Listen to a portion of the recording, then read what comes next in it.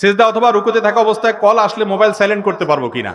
Call যদি এসে যায়, আপনি যদি খুব আলতোভাবে যদি মোবাইলটা একটু টিপ দিয়ে সাইলেন্ট করে ফেলতে পারেন অথবা কেটে দিতে পারেন, এটুকু জায়েজ আছে। অনেকে দেখা যায় মোবাইলে কল আসছে, বাজতেই থাকে, জাকানাকা গান দিয়ে রাখছে রিংটোনে, ওটা বাজতেই আছে, সবার নামাজ নষ্ট হচ্ছে, উনি খুব আরামের সাথে দাঁড়ায় আছে, কারণ ধরলে নামাজ নষ্ট হয়ে যাবে।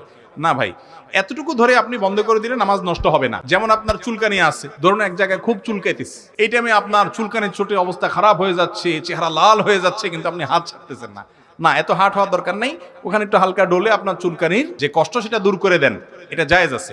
হ্যাঁ, আমলে কাসির হয় এরকম কাজ করা যাবে না। আমলে কাসির কি?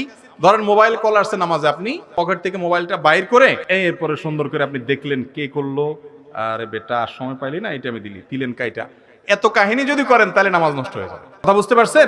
অর্থাৎ আপনি মোবাইল নিয়ে এত টিপাটিপি করলেন যে মানুষ দেখে সন্দেহের মধ্যে পড়ে যায়, বেটা কি নামাজ আছে না নামাজের বাইরে আছে। এই লেভেলে যদি চলে যায় তাহলে আপনার আমলে কাসির হয়ে গেছে, নামাজ ভঙ্গ হয়ে যাবে। কথা কি বুঝাতে পারছি? এমনি হালকা পাতলা টিপ দিয়ে আপনি এক টিপ দিয়ে রিংটোন আপনার কেটে দিলেন, সেটা করতে পারেন। তবে উচিত হলো নামাজের আগে থেকেই মোবাইল সাইলেন্ট বা বন্ধ করে আল্লাহর সাথে কানেক্টেড হওয়ার চেষ্টা করা। আল্লাহ তাআলা আমাদেরকে তৌফিক দান করুন।